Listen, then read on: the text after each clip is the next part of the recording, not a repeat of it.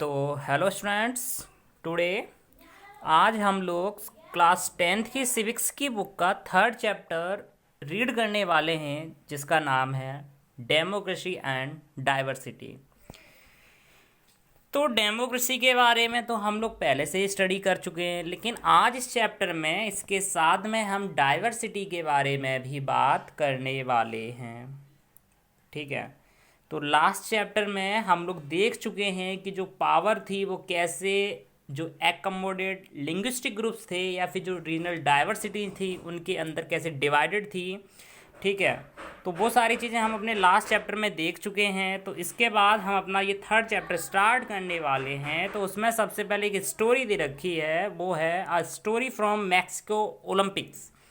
Mexico Olympics की एक story they रखी है। आज हम सबसे पहले इस स्टोरी के बारे में जानेंगे।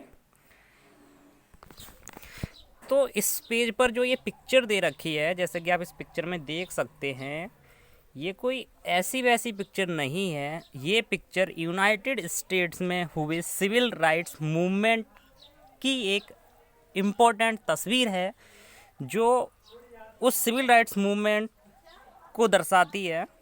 ठीक है। और अगर हम बात करें इस पिक्चर से, तो इस पिक्चर से ये पूरी मैक्सिको ओलंपिक की जो स्टोरी है वो पूरी इसी पिक्चर के ऊपर डिपेंड है।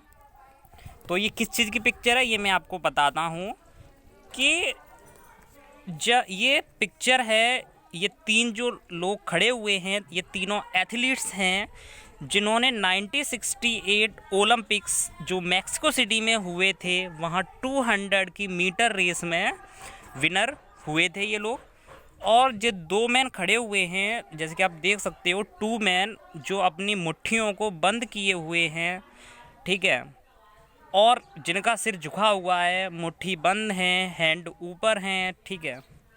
तो ये जो दो लोग हैं ये वहाँ खड़े हुए हैं। ठीक है। जिनका नाम टॉमी स्मिथ और जॉन कार्लोस है। ठीक है। अमेरिकन नेशनल एंथम बज रहा है और ये दोनों यूएस एथलीट्स हैं। जो ये दोनों व्यक्ति खड़े हुए ना, ये मुट्ठी बंद किए हुए, सिर को झुकाए हुए। ठीक है। तो ये दोनों यूएस एथलीट्स हैं, जिनका नाम टॉमी स्मिथ और जॉन कार्लोस है। और ये जो अब यहाँ से जो मेन चीज़ शुरू होती है, तो ये लोग अफ्रीकन अमेरिकन्स हैं। ये लोग कौन हैं? ये लोग अफ्रीकन अमेरिकन्स हैं। इन लोगों ने गोल्ड और ब्रॉन्ज मेडल को जीता है। और अब जो ये लोग ये जो मेडल रिसीव कर रहे हैं, जो ये मेडल ले रहे हैं, वो केवल ब्लैक सॉक्स को बियर करके ले रहे हैं। मींस ब्लैक सॉक्स पहने हुए हैं, कोई भी शूज नहीं पहना है इन्होंने।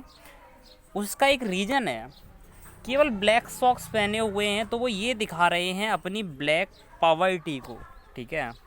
जो गरीबी है उनकी, ब्लैक्स लोगों की, उसे वो दिखा रहे हैं, और वो भी इंटरनेशनल लेवल पर जाके।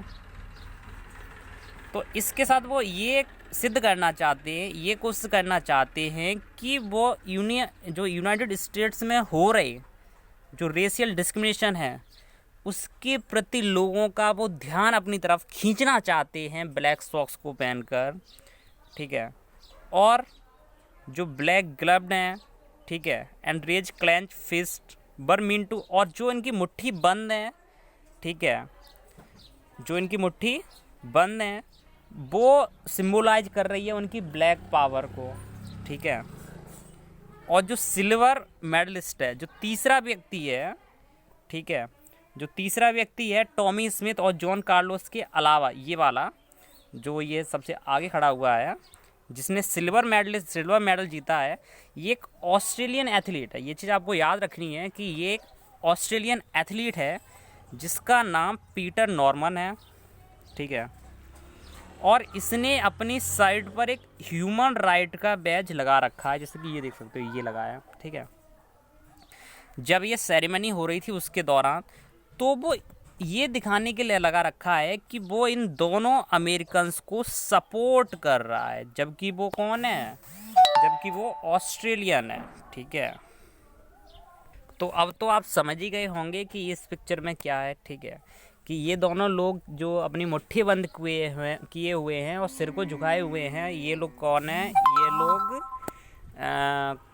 दो यूएस के एथलीट्स हैं जो ब्लैक पावर जो डिस्क्रिमिनेशन हो रहा था वहाँ उसे दर्शा रहे हैं, लेकिन जो ऑस्ट्रेलियन जो एथलीट है पीटर नॉर्मन, वो भी अपनी साइड पर एक ह्यूमन राइट्स का बैज लगा के इनको सपोर्ट कर रहा है उस सेरेमनी में। ठीक है, तो क्या आप लोग सोचते हैं कि जो कार्लो जो स्मिथ हैं, जो उन्होंने इंटरनल मैटर जो अमेरिकन सोसाइटी में का जो इंटरनल मैटर था उसकी आवाज़ उन्होंने पूरे इंटरनेशनल फोरम में उठाई, क्या वो सही है? ठीक है, क्या आप इसे पॉलिटिकल राजनीतिक दृष्टि देना चाहेंगे? क्या आप इसे पॉलिटिक्स कहेंगे? और आप ऐसा क्यों सोचते हैं कि जो पीटर नॉर्मन था वो ना तो ब्लैक लोग था ना अमेरिकन था, फिर भी उसने इन दोनों लोगों के साथ मिलके उस स्ट्रगल में आवाज़ उठाई? अगर आप उस ऑस्ट्रेलियन एथलीट्स नॉर्मन की जगह होते तो आप क्या करते? तो ये सारे कई क्वेश्चंस हैं जो आप लोगों के माइंड में भी उठ रहे होंगे, तो इनके आंसर आप लोगों को पता करने हैं, सोचना है, फिर बताना है। तो जब इन लोगों ने ऐसा किया, जो इंटरनेशनल जो ओलंपिक्स जो एसोसिएशन था, तो उसने क्या करा कि जो कार्लोस और जो स्मिथ से जो दोनों लोग थे जिन्होंने ब्लैक सॉक्स पहन के जो आवाज़ उठाई थी बिना शूज पहने, तो उन्हें क्या माना गया कि उन्हें पॉलिटिकल स्टेटमेंट की तरफ से इन्हें ओलंपिक स्पिरिट को वॉयलेट करने का दोषी माना गया। ठीक है, मींस इन्हें कल्प्रिट पाया गया और इनके जो मेडल्स थे वो वापस इनसे ले लिए गए और इन्हें फिर से दोबारा घर पर भेज दिया गया। ठीक है, और उन्हें उनके साथ काफ़ी सारी क्रिटिसिज्म हुई, मतलब काफ़ी सारी उन्हें आलोचना हुई उनकी। और जो नॉर्मन था, जो तीसरा व्यक्ति था जो ऑस्ट्रेलिया का, उसे भी इन सब के लिए काफ़ी ज़्यादा सहना पड़ा। ठीक है, और उसका रिजल्ट ये था कि उसे फिर दोबारा से ऑस्ट्रेलियन टीम में नेक्स्ट ओलंपिक के लिए इंक्लूड नहीं किया गया। लेकिन जो उन्होंने एक्शन जो उनका सक्सीड हुआ था international attention civil rights movement का खींचने के लिए यूएस में, तो उसके लिए जो उनकी यूनिवर्सिटी थी, जो उनकी स्टेट यूनिवर्सिटी थी जहाँ के वो लोग स्टूडेंट्स थे, वहाँ उनका सम्मान किया गया और उस यूनिवर्सिटी कैंपस में उनका स्टैचू लगाया गया। और जब नॉर्मन की डेथ हुई 2006 में, जो ऑस्ट्रेलियन एथलीट था, तो उसके जो ऑस्ट्रेलियन जो एथलीट था जिसका नॉर्मन था, जब उसकी डेथ हुई थी तो उसके अंतिम संस्कार में जो उसका फ्यूनरल था उसमें स्मिथ और कार्लोज भी प्रेजेंट थे। तो ये तो रही स्टोरी की बात, लेकिन इसमें कुछ मेन पॉइंट्स भी हैं, जैसे कि अक्सर पूछ लिया जाता है कि what do you mean by civil rights movements. ठीक है, सिविल राइट्स मूवमेंट से आप क्या समझते हैं? तो सिविल राइट्स मूवमेंट क्या होता है? ये सिविल राइट्स मूवमेंट 1954 से 1968 के बीच में चला था। ठीक है, और ये जो मूवमेंट्स था वो अफ्रीकन अमेरिकन्स के द्वारा किया गया था, जो कि वहाँ के जो रेशियल डिस्क्रिमिनेशन हो रहा था उन लोगों का, उसके बारे में था। और ये किसके द्वारा लीड किया गया था? मार्टिन लूथर किंग JR के द्वारा। ठीक है, और इस मूवमेंट में कोई भी नॉन वॉयलेंट मेथड्स, जैसे कि सिविल डिसोबीडियंस मेथड्स में जो मेथड्स अपनाए गए थे, ऐसे कोई भी मेथड्स इस मूवमेंट में नहीं अपनाए गए थे। अगर हम अफ्रीकन अमेरिकन लोगों की बात करें तो अफ्रीकन अमेरिकन या ब्लैक अमेरिकन, ये ब्लैक्स वर्ड केवल उन लोगों के लिए यूज होते हैं जो अफ्रीकन्स हैं, जिन्हें अमेरिका लाया गया था 17th सेंचुरी में और अर्ली 19th सेंचुरी में गुलाम बना के, स्लेव्स बनाकर अफ्रीका से अमेरिका में लाया गया था। उनके लिए ये अफ्रीकन अमेरिकन वर्ड यूज होता है। उन लोगों को हम अफ्रीकन अमेरिकन पीपल कहते हैं। इसके बाद अगर हम बात करें ब्लैक पावर की, तो जो मूवमेंट इमर्ज हुआ था 1966 में और 1975 के लास्ट तक चला था। ठीक है, जिसमें बहुत ज़्यादा मिलिटेंट या फिर एंटी रेसिस्ट जो मूवमेंट हुआ था, जिसमें यहाँ तक कि वायलेंस भी हुई थी। ठीक है, रेसिज्म के प्रति यूएस में, तो वो हमारा ब्लैक पावर मूवमेंट था। तो जैसा कि मैंने आपको बताया कि उनकी यूनिवर्सिटी में उनके स्टैचू भी लगाए गए थे, वो आप इस पिक्चर में देख सकते हैं। ठीक है, टॉमी स्मिथ और जॉन कार्लोस के। इसके बाद जो हमारा नेक्स्ट टॉपिक है वो है डिफरेंसेस, सिमिलरिटीज़ एंड डिवीजन्स। तो ऊपर हम देख ही चुके हैं एथलीट्स का एग्जांपल, हम अच्छे से सोशल डिवीजन्स या सोशल इनइक्वलिटीज़ को लेकर हम अच्छे से डिस्कस कर भी चुके हैं, ठीक है। तो इनके बारे में हम अगर जानें तो सबसे पहले सोशल डिफरेंसेस की ओरिजिन के बारे में हमें पता होना बहुत ज़रूरी है। तो जो सोशल डिफरेंसेस होते हैं वो ज़्यादातर एक्सीडेंट ऑफ बर्थ के टाइम से होते हैं। जब किसी इंसान का जन्म होता है, ठीक है, जब किसी इंसान का क्या होता है, बर्थ होता है, तो वो तभी से उसके साथ सोशल डिफरेंसेस होना शुरू हो जाते हैं। मान लीजिए अगर किसी इंसान का लोअर कम्युनिटी एक ऐसे लोअर कास्ट में बिलोंग होता है तो उसके साथ जो अपर कास्ट के लोग होते हैं तो उसके साथ डिस्क्रिमिनेशन करते हैं। वो चीज़ बदल ही नहीं सकती है। क्या बदल सकते हैं? किसी एक व्यक्ति का अगर लोअर कास्ट में जन्म होता है तो क्या हम उसे अपर कास्ट में कर सकते हैं? बताइए आप लोग, नहीं कर सकते हैं। लेकिन क्या होता है कि कुछ लोग ऐसे होते हैं, चाहे वो जो हमारे चारों तरफ होते हैं, चाहे वो मेल हों या फीमेल हों, चाहे वो लंबे हों छोटे हों, या फिर जो डिफरेंट काइंड्स की जो कॉम्प्लेक्शंस होती हैं या डिफरेंट जो उनके अंदर फिजिकल एबिलिटीज़ होती हैं, डिसेबिलिटीज़ होती हैं, ठीक है, तो वो सभी चीज़ों को लेकर उनका सोशल डिफरेंसेज नहीं होता है बर्थ के समय से। कुछ डिफरेंसेज हमारी चॉइस के अकॉर्डिंग भी होता है। फॉर एग्जांपल अगर हम बात करें, कुछ लोग एथलीट्स होते हैं तो वे भगवान में विश्वास नहीं रखते। कुछ लोग एथिस्ट्स होते हैं, तो एथिस्ट लोग वो होते हैं जो भगवान में विश्वास नहीं रखते, चाहे वो किसी भी धर्म के हों। लेकिन कुछ लोग ऐसे होते हैं जो क्या करते हैं, वो किसी एक रिलीजन, एक धर्म को फॉलो करते हैं, ठीक है, जिस धर्म में वो other than the one in, बल्कि एक अलग धर्म को वो फॉलो करते हैं, बल्कि जिसमें उनका जन्म भी ना हुआ हो। हम में से कुछ लोग पढ़ना चाहते हैं, जबकि कुछ लोग ऑक्यूपेशन करना चाहते हैं, जबकि कुछ लोगों को गेम्स में इंटरेस्ट है, या फिर कुछ लोग कल्चरल एक्टिविटीज़ का एक पार्ट बनना चाहते हैं। तो ये सारी चीज़ें एक सोशल डिफरेंसेस का ही एग्जांपल्स हैं, ठीक है। सोशल डिफरेंसेस डिवाइड करता है सिमिलर पीपल को। सोशल डिफरेंसेस क्या करता है? डिवाइड करता है सिमिलर पीपल को फ्रॉम एक से अदर। लेकिन वो क्या करता है, डिफरेंट पीपल को एक साथ यूनाइट भी करता है। जो पीपल बिलोंग करते हैं सोशल ग्रुप से, वो अपने differences, similarities, cuttings, boundary groups को एक दूसरे से शेयर भी करते हैं। जैसे कि ऊपर हम देख चुके हैं, कार्लोस स्मिथ दो लोग थे, उन्हें जो ऑस्ट्रेलियन जो एथलीट्स था नॉर्मन, उसने उन्हें सपोर्ट किया था, जिसका उसे भी पनिशमेंट दिया गया था, जिसकी उसे अगली बार से जो उसकी खुद की जो ऑस्ट्रेलियन टीम थी उसमें उसे नेक्स्ट ओलंपिक का पार्टिसिपेट नहीं करने दिया था, उसका उसे एक हिस्सा नहीं बनने दिया था। तो इसके बाद जो नेक्स्ट टॉपिक है वो है ओवरलैपिंग या फिर क्रॉस कटिंग डिफरेंसेज का। तो इसके बारे में अगर हम लोग बात करें तो जो सोशल डिविजन्स होती है वो तब होना शुरू होती है जब लोगों के बीच में सोशल डिफरेंस होना शुरू होते हैं। और डिफरेंस जैसे कि हम देख चुके हैं कि ऊपर ब्लैक्स और वाइट लोग्स का जो डिफरेंस था सोशल डिवीजन का यूएस में, तो वो गरीब लोग थे, ब्लैक्स लोग, या जिनके पास घर नहीं था, तो उस कारण से उनका वहाँ शोषण किया गया। और ऐसे अगर हम अपनी कंट्री की बात करें तो हमारी कंट्री में जो दलित लोग हैं, जो गरीब हैं या फिर जिनके पास ज़मीन नहीं है, तो उन्हें अक्सर डिस्क्रिमिनेशन का सामना करना पड़ता है, और यहाँ तक कि उन्हें इनजस्टिस का भी सामना करना पड़ता है।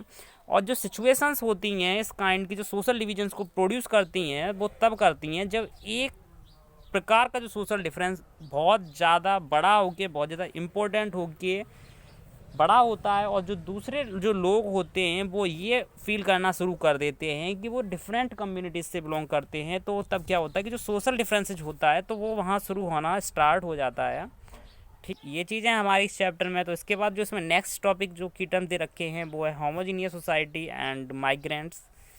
तो इनके बारे में अगर हम बात कर लें तो होमोजीनियस सोसाइटी, हम उस सोसाइटी को कहते हैं कि एक सोसाइटी जिसमें सिमिलर काइंड के लोग रहते हों, ठीक है, और उनके बीच में कोई भी डिफरेंस ना हो, तो उसे हम कहेंगे होमोजीनियस सोसाइटी।